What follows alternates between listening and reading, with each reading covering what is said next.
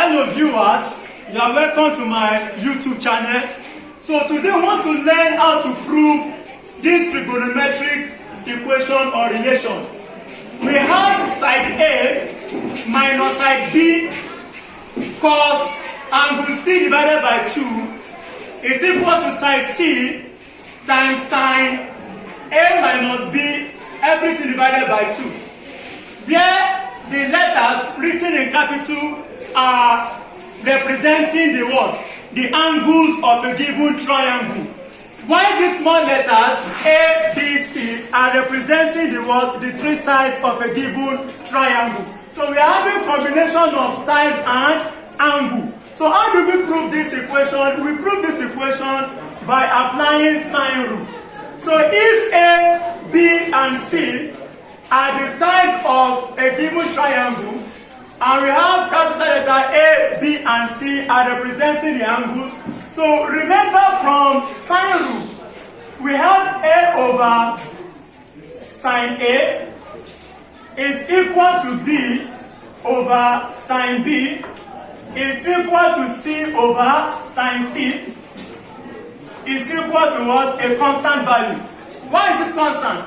If I have this fraction is equal to this fraction is equal to this fraction, that means it's not changing, it's constant. This value remains the same for this, remains. So we can just write that this A over sine A is equal to K. Also B over sine B is equal to K. Then C over sine C is equal to what? K. So that means I'm going to have that is A over sine A is equal to K. So this will imply that if I cross multiply, I'm going to have A is equal to, A will give me K sine A. K sine A. So similarly, if A is equal to K sine A, so similarly B will give me K sine D. Not to waste much of our time. A is equal to K sine angle A. So definitely B will give us K sine angle B. So let us substitute into the equation. If we want to prove, we start from this left hand side. We always prove from the side that is complex, while you prove towards what? The simple side. So this side is complex, we start from the left hand side. So if we consider the left hand side, I have here A minus B cos angle C divided by 2. So let us substitute. The value of A is K sine A. From my sine rule, A is equal to K sine A. So therefore I'm going to add here K sine angle A minus, and B is equal to K sine angle B. I'm going to have K sine angle B, close bracket. Then I have here times cos angle C divided by 2. So from this relation here, we have K. K is common factor. So if we factorize our K, I'm going to have K open bracket.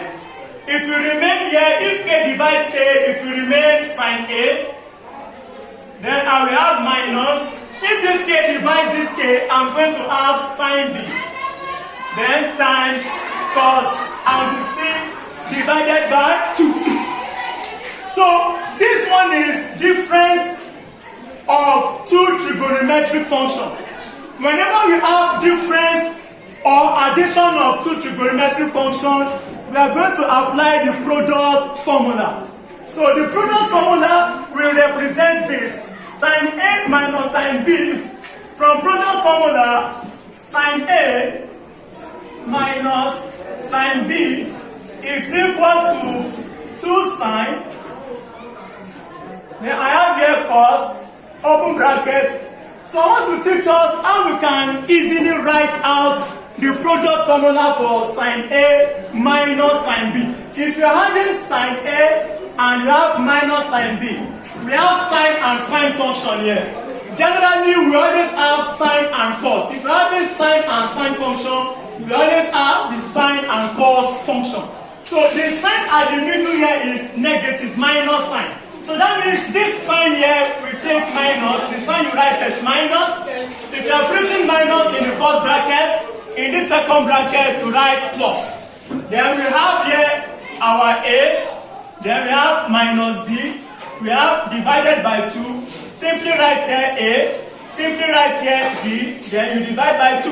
So this is a simple way to write the product formula. So the product formula for sine A minus sine B is equal to 2 sine open bracket A minus B divided by 2 close bracket, then cos. Since I'm putting minus here, in the second bracket I will just write plus. So this is very, very simple to write out. So now, substitute this into this equation. We have K sine A minus sine B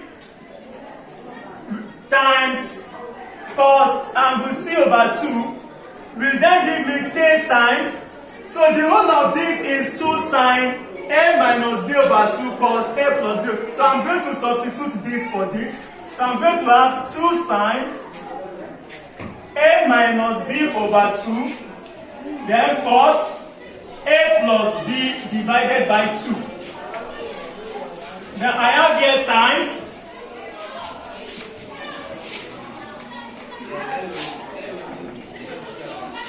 Then I have times cos C divided by 2.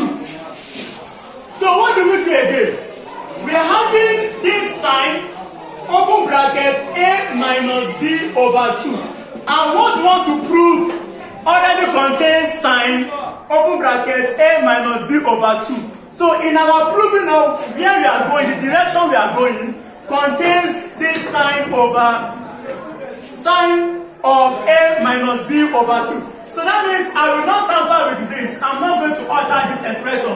So in the rest of my proving step, I will ensure that this expression is maintained throughout. I will maintain this expression throughout the whole proving step. So I can write here separately as sine A minus B divided by 2. Then this place I have 2 times K times 2K. Then and I have here times cos A plus B divided by 2. Then I have here times cos C divided by 2. That is cos angle C divided by 2. So the next thing is, this angle here is cos C. But we are having here angle A, angle B. We are having here angle A, angle B. So let us try to make this expression uniform in only angle A and B. Let us make the expression to go uniform in only angle A and angle B. So how do we do that?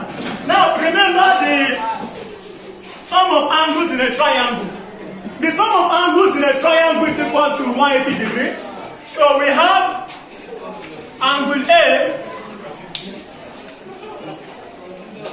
plus angle B plus angle C is equal to 180 degrees. But in trigonometric proving, we don't usually use 180 degree or 90 degree. We use the pi radian. So that means this one gives me pi radian. So this pi radian means 180 degree. So instead of writing 180 degree, I will simply write pi radian equals the sum of what? The 3 angles in a triangle.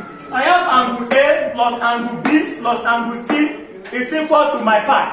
So I want to express C in terms of angle A and B, so that this expression will be uniform in only A and B. So I will make C the subject of this equation.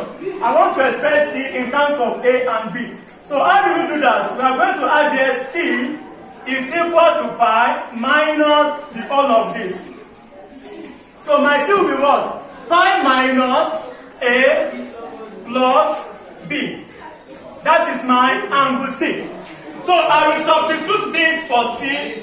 If I substitute this expression for C, I'm going to have sine A minus B divided by 2 times 2K times cos A plus B divided by 2. Then I have times cos. Now my C is equal to pi minus open bracket A plus. I will substitute. I have pi minus open bracket a plus b divided by 2 close bracket. So I have substituted this expression, so my c is equal to pi minus open bracket a plus b close bracket. Everything is divided by 2. So let us try to separate now. Let's try to separate this. So I'm going to have this again. We have sine a minus b divided by 2 times 2k times cos a plus b divided by 2. Then I have times cos. Will you agree with me that I can separate this fraction? I can write this as pi radian divided by 2 minus a plus b divided by 2. Again, pi divided by 2, pi radian minus a plus b divided by 2. So all the way to here now, this place we have cos 90. Pi divided by 2 is 90 degrees. So we have this relation that cos 90 minus theta is equal to sine theta. Now, let's recall our complementary properties of angle. Complementary property. If we have cos open bracket 90 minus theta, it will give you sine theta. That is complementary property. So this place will now give us sine. I'm having here 90 minus, let's assume this is my theta. So 90 minus theta and I have cos, it will give me what? Sine a plus b over 2. Using this complementary property. So I will write this again as sine a minus b over 2 times 2k times cos open bracket a plus b divided by 2. Then cos 90 minus this will give me what? Sine a plus b divided by 2. That is, I've applied the complementary property. So let us try to rearrange this equation properly. Remember that this expression is maintained. I'm not going to alter or tamper with this. So let us see how we can simplify this expression further. We have here 2 sine a plus b over 2 times cos. Let us try to rearrange. Let's rearrange it. So if I rearrange, I'm going to have sine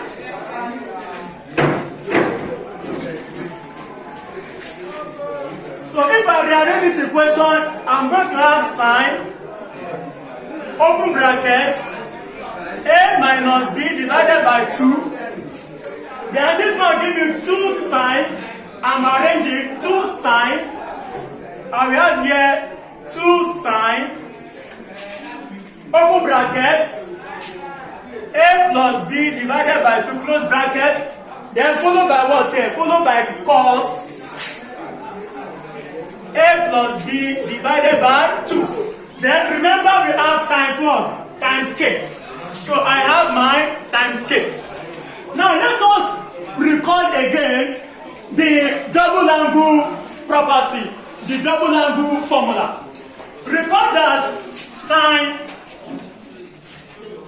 2 theta is equal to 2 sine theta cos theta. So I have here 2 sine. Let's assume the whole of this is theta. So that means this one represents theta, this one represents theta. So I'm going to have here 2 sine theta cos theta. So 2 sine theta cos theta is equal to what? Sine 2 theta. Sine 2 theta, double angle formula is equal to what? 2 sine theta cos. So that means 2 sine this cos this angle will give me just sine twice of this. So I'm going to have here sine open bracket a minus b divided by 2, then times, I will just write sine 2 theta. Where my theta is equal to what? A plus b divided by what? 2. Then I have my what here? I have my times k. That is sine 2 theta. Sine 2 times this is the same thing as 2 open bracket a plus b divided by 2. So this one will just cancel this.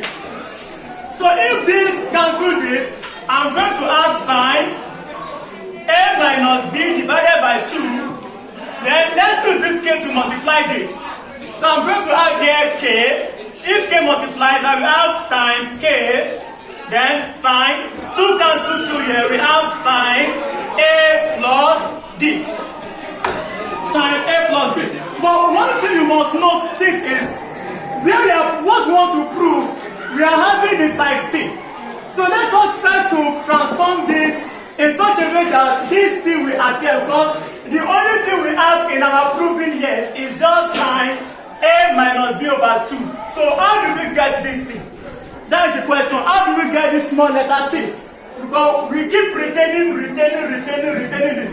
So what we are going to do again, we are going to apply the sum of angles in a triangle.